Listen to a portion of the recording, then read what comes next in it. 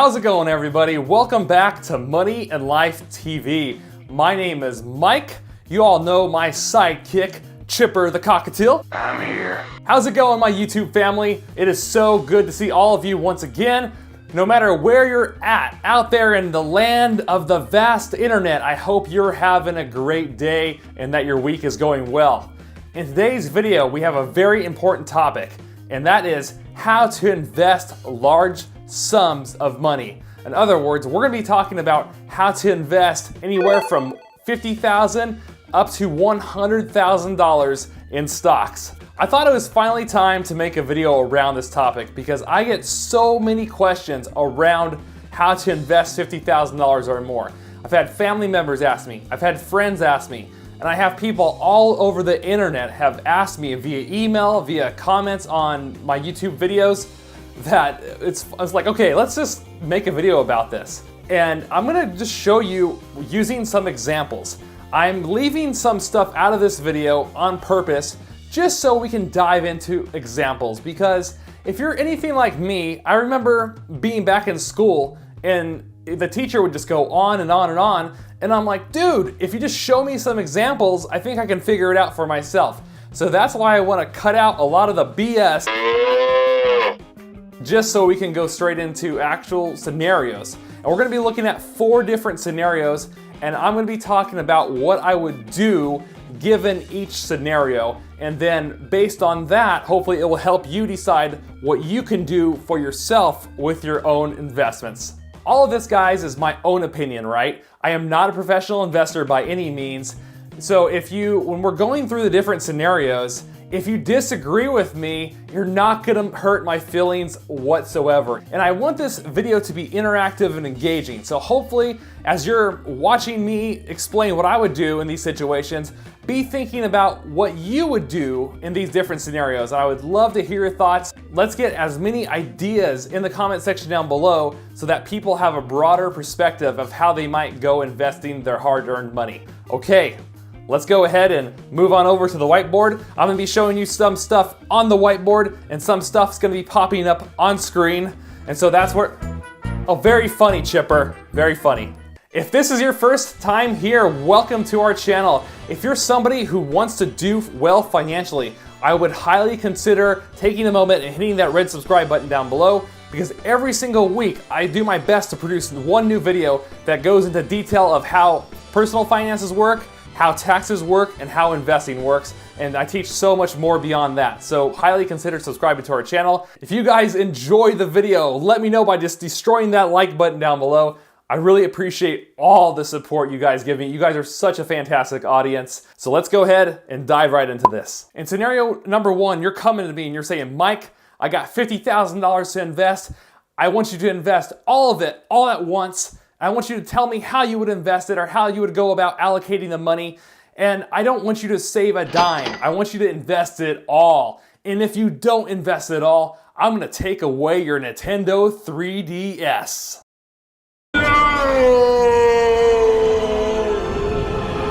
All right, guys, scenario number 1. In this scenario, we're gonna invest all the money at once. I have a 1-month period to invest it. And this would be my idea of how I would invest it, okay? And in all of these scenarios, you notice I'm gonna be mainly focused on how I would go about allocating the money, how I would go about allocating that investment capital that we have at our disposal. I'm not here to tell you exactly what to invest in. It's more along the lines of like, this is how I would invest out the money. It's gonna be up to you to choose which investments you wanna pick, but we're gonna talk about that more at the end of the video, so stay tuned. So in this first example, if we're gonna invest $50,000 all at once, if I was somebody who's looking to buy mutual funds or ETFs, I would spread that money across 3 to 4 different mutual funds. If I were somebody who's comfortable picking stocks, I would probably invest anywhere from a minimum of 6 stocks up to 12 different stocks, because, and the reason I show more here is because stocks are usually more volatile, can be a little bit more risky, whereas mutual funds and ETFs can be made up of hundreds of stocks. So that's why I'm okay with having fewer there. Now, in terms of the amount per investment, for each investment, I'm looking to invest $10,000 to $20,000. And it doesn't have to be a perfect science. Usually though, what I tend to do is I don't usually do an equal allocation of like 10,000, 10,000, 10,000. What I do typically is I'll have something like, okay, 15,000 in this one, maybe 12,000 in this one, maybe 5,000 in this one. So because that's just how I function, that's what I'm comfortable with. I try to put most of my money in the investment I think is gonna do the very best based on my research, but I still then add some diversification, so in case I'm wrong, at least I have some other alternatives. And that's what I would do in scenario number one. And of course, I'm not the kind of guy who would want to invest all my money all up front, especially not $50,000 or even $100,000. I like to spread out my investments over time, which we're gonna talk a little bit about now in scenario number two. You say, okay, Mike, I want you to show me what you would do if you were to invest $50,000, but you don't have to invest it all at once. I'm gonna give you 1 year to invest it. And you know what, if you wanna keep some back in cash, that's fine by me. How would you go about investing the money if that were the situation? Okay, scenario number two, we have 1 year to invest the $50,000 to $100,000.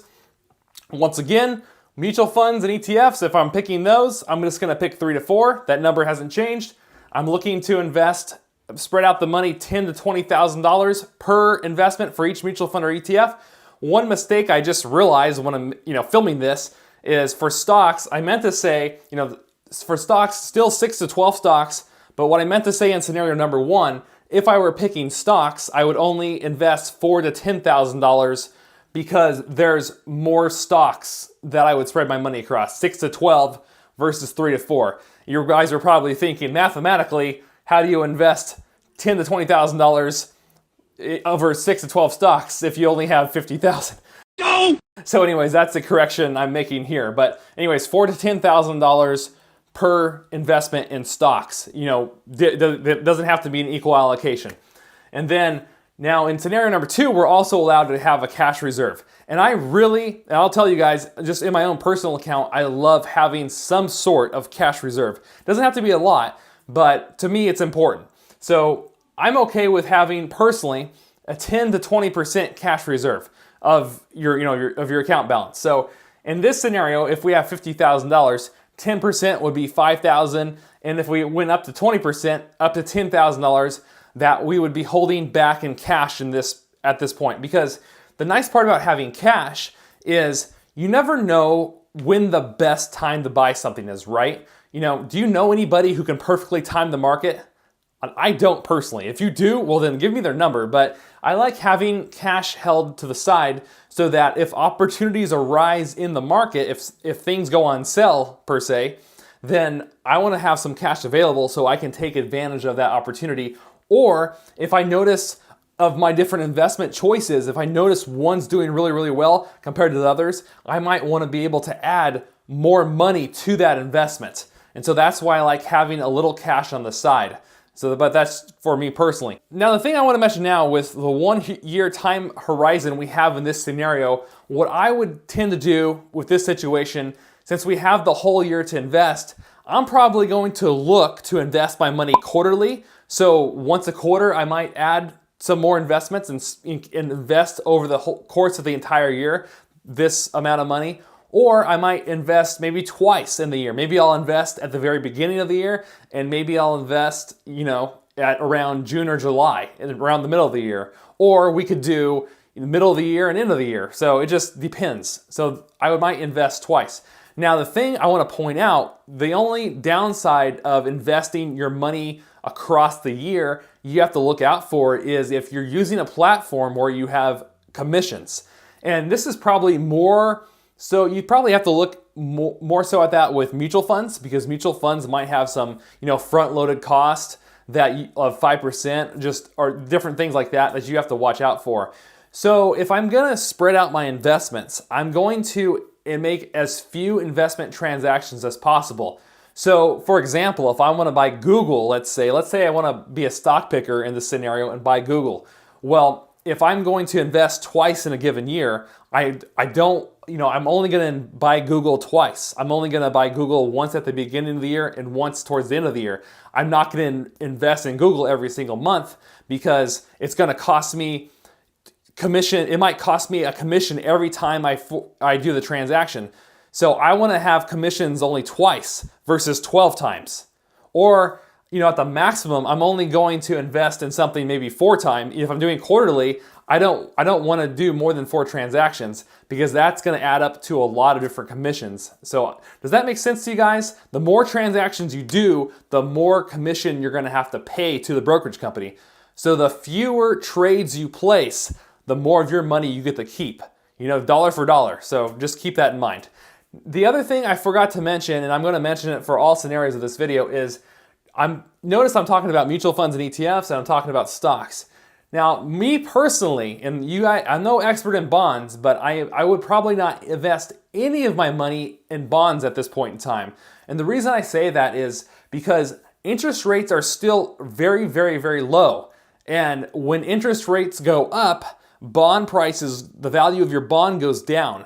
And so that's why I'm very bearish on bonds right now. Now, I'm no bond expert, like I said, but keep that in mind. I would be very wary about bonds. For the past 30 years or more, interest rates have gone down from 15% down to where they are today. They virtually have no room to go lower. So as they're coming up, bonds, if you're invested in bonds, watch out because those bonds might start to lose their value as the interest rate keeps going up. So I'm not advising, at least in my personal opinion, I'm not investing any of my money at this point in time in bonds. Okay, let's go to scenario number 3. The third scenario is actually the most common question I get when it comes to this topic. In scenario number 3, you're coming to me and you're saying, Mike, I got $50,000 to invest. However, I'm really afraid of the market. The market's been really high for a long time. Should I invest? Should I not? I mean, I have this money in cash, but I don't know what I should do.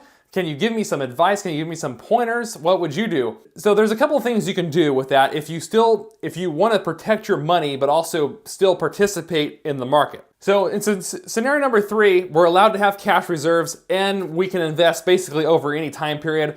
What I'm doing up here is I'm basically saying we're going to invest the money for 2 to 3 years or more. So if this is the case for me, guys, I'm still going to pick, 3 to 4 mutual funds or ETFs if I'm going to invest in those. I'm still going to spread my money out over 6 to 12 different stocks if that were the case. But obviously with the same investments, amounts, etc. But I'm going to handle the money a little differently overall. So in this scenario, knowing the long time horizon of I have multiple years to invest this money. I don't want to lose it all, but I still want to participate in the market. What I might do is if I have $50,000 to invest, I might invest 10 or 15,000 of that in the first year. And I'm only going to invest in this scenario once or twice in a given year. And just, in all these scenarios, I'm going long term, obviously, but I'm only going to invest those amounts. The first year, I'll put in, let's say, $10,000. Maybe I'll buy one mutual fund or ETF, and that's it. And I'll just let it ride, see how it does. We don't have to put all our money in at once, right? We have control. So that's one thing we can control is how much capital we allocate and when we allocate it. And then in year number 2, let's say, maybe I'll put in another 12,000. And maybe I'll buy a different ETF or mutual fund or, stocks or whatever. And then see how the money does and just let it ride. And what's nice is if you want an advantage of spreading your money out over a period of time is, you might have to do a couple more transactions and might have to pay a little bit more commission to the brokerage company. But what it allows us to do, and has allowed me to do, is if I invest my money slowly over time, I can become a wiser investor because I have more time to think about and process what I'm investing my money in, and I can learn from my mistakes as I go. If I invest all of my money at once, all at one time, the major downside to that is that how do I know if I'm right? What if I'm wrong? Well then, do I know the perfect time to buy an investment? Do I know the perfect amount of money to invest in each investment? Absolutely not. And if somebody tells you they do, they're probably full of it, honestly, because if that were true, unless you're talking to a multi-millionaire stock trader or something, which most people are not, that would not be the case for most people. So I find by investing my money slowly, especially large amounts of money like $50,000 to $100,000, You can just do it slowly over time, and I think you'll make better decisions by doing it that way. And so that's what I would suggest. That's what I've done, and that's what I do. And so hopefully that helps. Now let's look at one last example in scenario number 4. Scenario number 4 is one I get often, and I'm not even gonna use the whiteboard for this. Let me just talk to you guys for a second. But I have a lot of people ask me this question. They say, Mike, I got $50,000 saved up, but I'm new to investing. What do I do? Well, how do I invest the money? And I just say, whoa, stop right there. If you've never invested before, and you're not somebody who wants to like really take the time, and I mean invest the time to personally read the books, do your own research and stuff like that, then I would not recommend investing any money yet. Just wait. In fact, I have a whole video, and I'm gonna link it up in the description section down below, that talks about things you should really think about and consider before investing any money at all. And so I highly encourage you guys to go check out that video. I think you'll find it really, really helpful. But if you're not certain of what to invest in, or if you have no knowledge of investing or new to investing, really consider meeting with an investment professional, maybe consult with a financial advisor, or just say, you know what, I'm not investing right now. Let me learn this stuff. Let me read some investment books. Let me do some research. Let me get my head around this, because you've worked really hard, really freaking hard for that money. I bet you, unless you're lucky enough to inherit it, which most people aren't. So really take the time to understand what you're doing before you put it in the stock market, because the stock market can go up and down, and it can make you sick to your stomach, because it does to me sometimes. So if you're new to investing, I just would say put on the brakes, do your own research, relax, don't stress about it, and get a feel for what you're doing before you start putting money into this thing, because the stock market is a beast.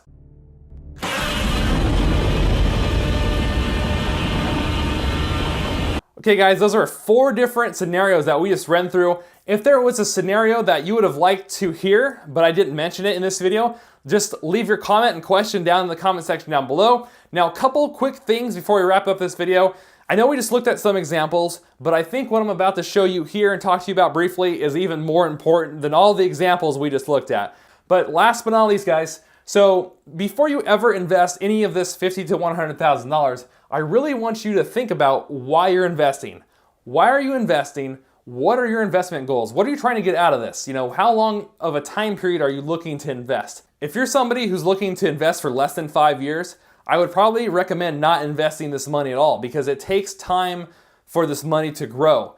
And myself personally, I'm a long-term investor. I'm not a trader. I've not been successful trading. I'm not saying you can't be or won't be, but statistically, 8 out of 10 people fail at trading stocks. And so I do not recommend trading stocks, at least until you become more experienced with investing before ever doing that, because trading stocks is a very quick way to lose everything you've saved very quickly. It's very emotional, and investing is very emotional. So you have to have a clear reason, in my opinion, why we want to invest at all and what you're trying to shoot for. The other thing I want you to think about is, what's your investment strategy?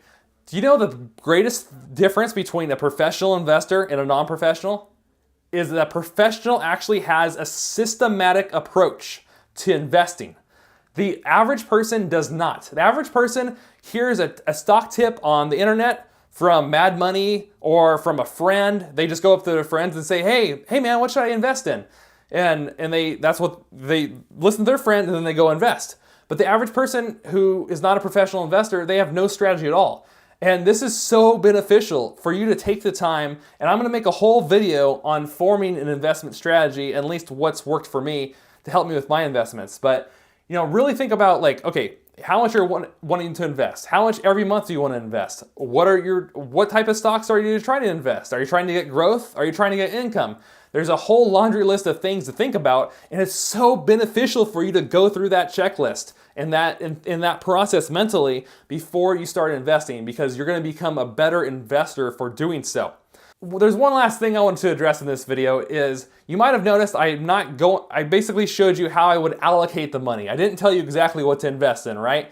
Well, that's on purpose, because a lot of people have asked me, Mike, what should I invest in? And I have videos on Vanguard mutual funds, ETFs, etc. that I would highly recommend you check out, because I've done a lot of research on that area. I'm going to soon be making videos on Fidelity investments and go from there. But with what to invest in, it's really hard to answer that question. It's not an easy question. You think it would be, but it's really not. So it's kind of like, imagine if somebody came up to you and said, what should I have for dinner tonight? And you're like, okay, well, there's a great steakhouse downtown.